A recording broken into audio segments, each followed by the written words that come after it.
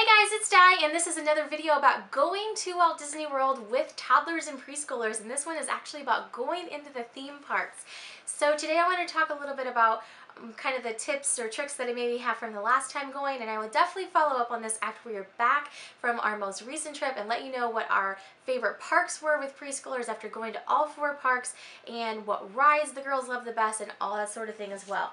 So following up from our previous trip in April and looking forward to this next one, I'll kind of give you kind of my opinion on a couple things as far as going to Walt Disney World with toddlers. So first of all, Disney just introduced right before we left in April last time the new My Disney Experience app. It's on your phone, it's online, and it's a really great system. It's very, very user-friendly once you use it a little bit. And it also incorporates the Fast Pass system into it now. So that's my very first tip right off the top, is to use the Fast Pass system to your advantage. Set up your Fast Passes ahead of time. If you're staying on resort property, you can set them up at 60 days prior to your trip. If you're staying off resort property, like we stay at my dad's house, so we're off resort property, we can set them up 30 days in advance. So it's all in the My Disney Experience app. I have a couple videos on that, and I'll link them down below. I also have a video of us setting up our Fast Passes, which is not going to be uploaded until we're back from our trip because it shows what time we're going to be at everything. But I will try to get all these videos linked in so you can kind of reference them back and forth once they're all live. But my first tip would be use that Fast Pass system. You know, get your tickets ahead of time, set them up in My Disney Experience, get your Fast Passes, and plan out your day to have what works around your child or your children's schedule. That worked fantastic. It also kind of gives you that security of, okay, I know what I'm doing every day. We kind of know those main points we want to hit. And yes, you can only get 3 Fast Passes, so you're going to be doing some additional things that you may not have Fast Passes, but it kind of gives you some goals to work towards and, you know, gives you some direction around the park, which I think with the kids really helps. So for us, we definitely got Fast Passes for the more preschooler friendly rides, even if it wasn't one of the most popular rides.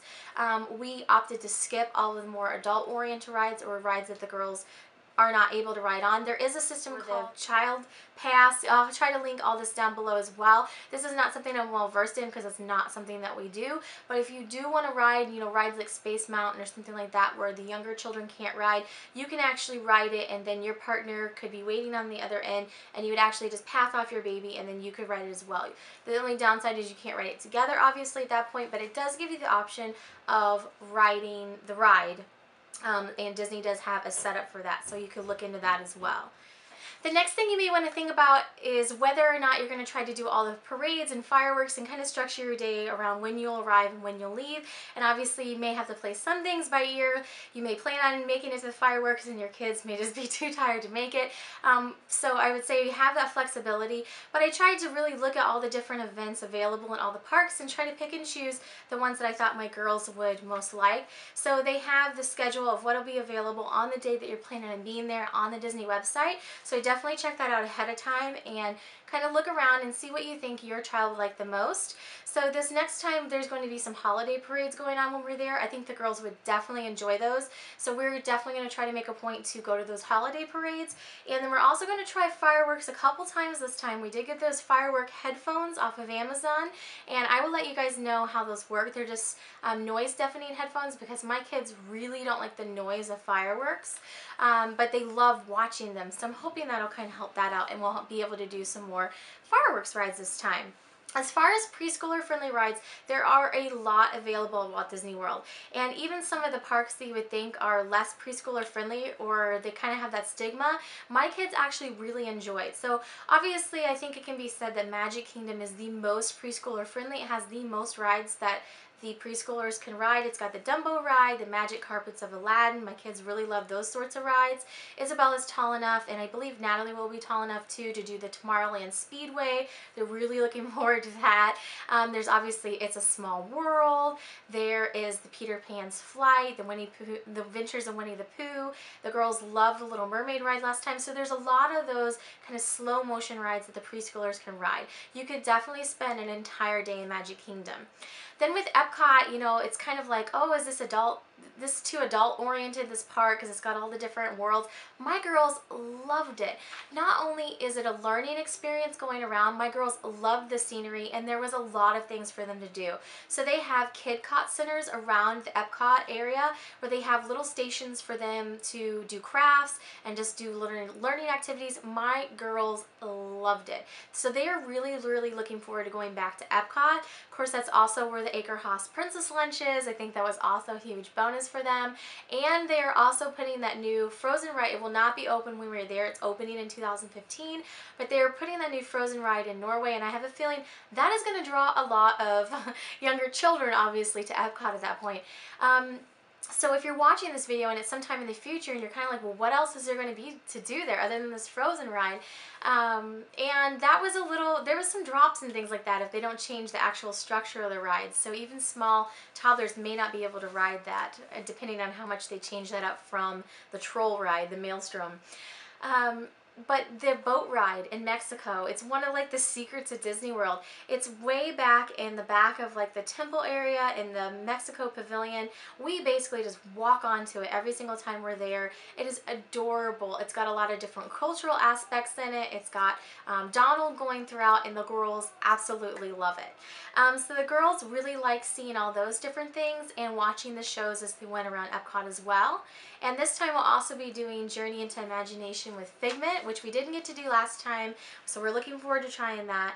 And also Nemo at the Living Seas, the girls really like that as well. So EPCOT really has a lot to do. I will talk a little bit more about Hollywood Studios and Animal Kingdom after we get back from our upcoming trip, and we have been there with both the girls. I've been to both those parks, but I went as an adult without children, so I will give my opinion on those and kind of what the girls thought after we get back. But it does look like there are a number of things for the girls to do at both of those. It does seem that both of those parks are more show oriented rather than ride oriented. So I'll be interested to see what the girls' opinion are of those two parks, and I will let you know whenever we get back. So also my next question here to tackle that a lot of people have are which parks are most preschooler friendly, and I'm gonna kind of answer this in its umbrella, like, you know, what our opinion is after we've been to all four in one trip after we get back. But as of right now, I would say, you know, don't hesitate to go to EPCOT. It is very preschooler friendly, and there's a ton of learning opportunities there. My kids loved it. When we got back, they said that that was their favorite park. When we went to Magic Kingdom, the castle was under construction, and so I think that kind of really took away from some of the magic of Magic Kingdom. So I'm hoping when we go back this time, it won't be under construction like it was in April, and they will kind of get a better vibe from it. Plus, we have a number of things, like we're going to be eating at Cinderella's Royal Table. We're going to be meeting Anna and Elsa there.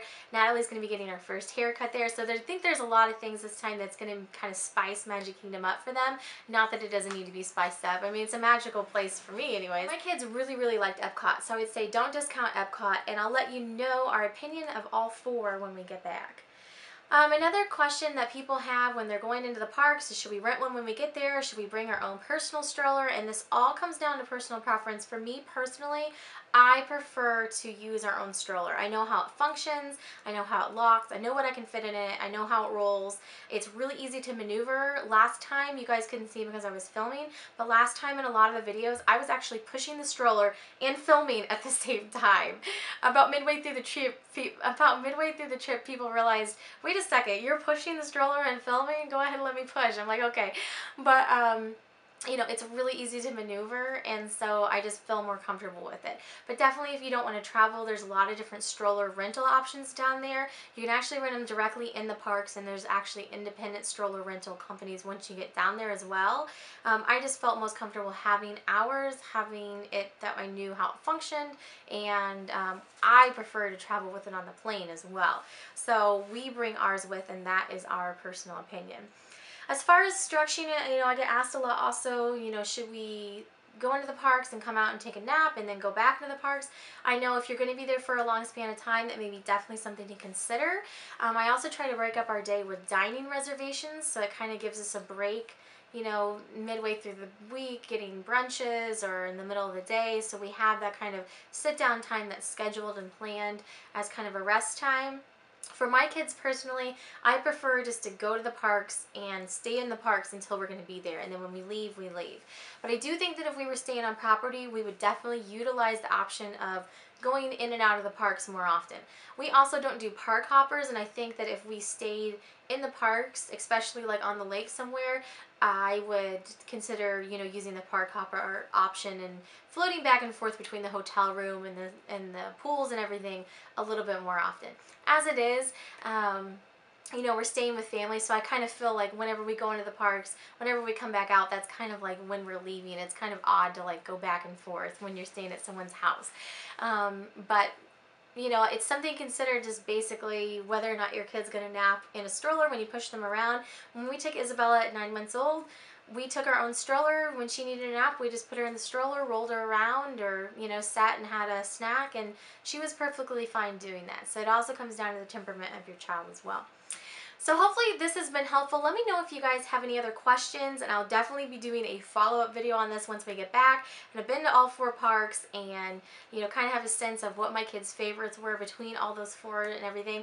I would say, you know, it sounds really daunting to take preschoolers to Disney World, but honestly, this past trip was a joy, and that was why we were going back so soon. It was a lot of fun, and I think that if you put the planning in on the front end, you know, plan out some of your meals so you know where you're eating. You're not scrambling to find food and that sort of thing.